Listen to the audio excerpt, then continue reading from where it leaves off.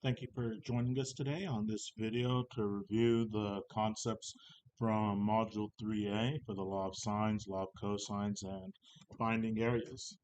So for our first problem, we have triangle ABC. We have the measure of angle B is 35 degrees, A equals 9 centimeters, and side B is 6 centimeters. The diagram below shows the two possible triangles that can be constructed, right? So recognize that this is a side-side angle situation. So it's a situation of the ambiguous case. And you have a visual representation of that ambiguous case. So we're going to use the sine rule to determine the possible values of angle A. So let's first start with angle A. 2, right, as our acute angle. So what do we know for our sine rule? That the sine of 35 degrees all over 6 must be equal to the sine of angle A all over 9. Okay, and we're going to write our answers to 3 decimal places. All right.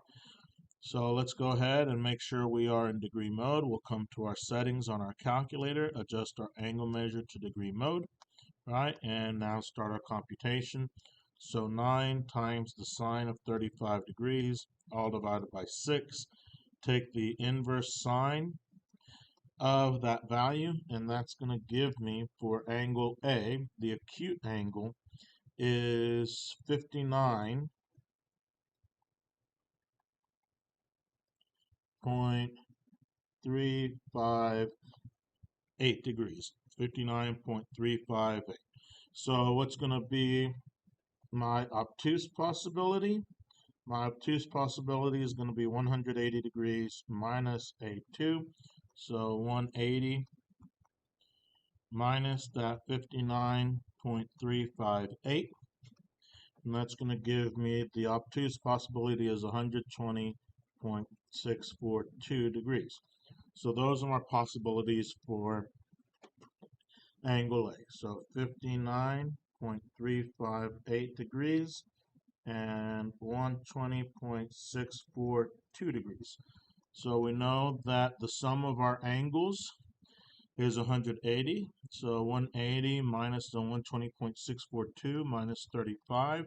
That gives me a small angle C of 24.358 degrees, right? Or I could have 180 minus the 59.358 minus 35 degrees, and that will give me 85.642 degrees. Okay, then if I want to figure out the length of the third side, right? So I either could have this small length or this entire length. Small length is going to be based on the angle right up there, which is the 24-degree angle, and the long length will be based on the entirety of the larger angle, which happens to be 85.642 for side C. So what can we say? We know that side C all over the sine of 24, let's write that nicer, right?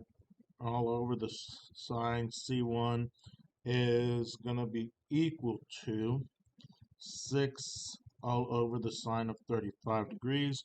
So we've got 6 times the sine of 24.358 all divided by the sine of 35, and that gives me the short length, which is going to be 4.314.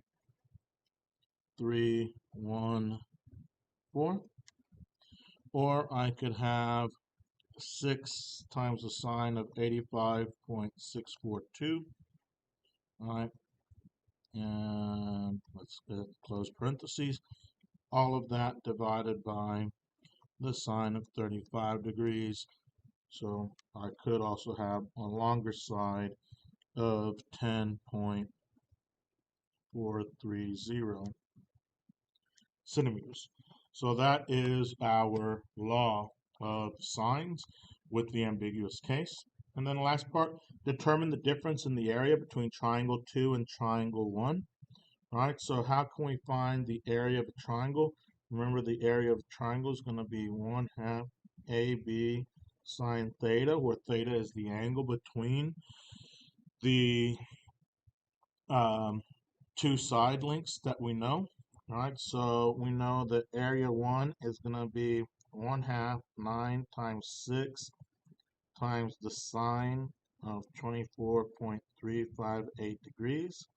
And area 2 is going to be 1/2 9 times 6 times the sine of 85.642 degrees. And so let's go ahead and make that computation. 0.5 times 9 times 6, that's 27. And we're going to multiply that 27 times the sine of 24.358. And that's going to give me 11.136 centimeters squared for the small. That's approximately. Right, or I could have 27 times the sine of 85.642, and that gives me approximately 26.922 centimeters squared. So if I take my answer and I find their difference, right, so therefore the difference is going to be 15.786 centimeters squared. What does that difference represent? Technically, that difference represents just the area of that triangle right there. All right, so there we have working with the law of sines, working with the ambiguous case, and working with areas. That's a good chunk of the assessment for Module 3A. In the next video, we'll look at a couple of additional problems, including the use of the law of cosines. Thank you for your time. Make sure you stick around if you need more help.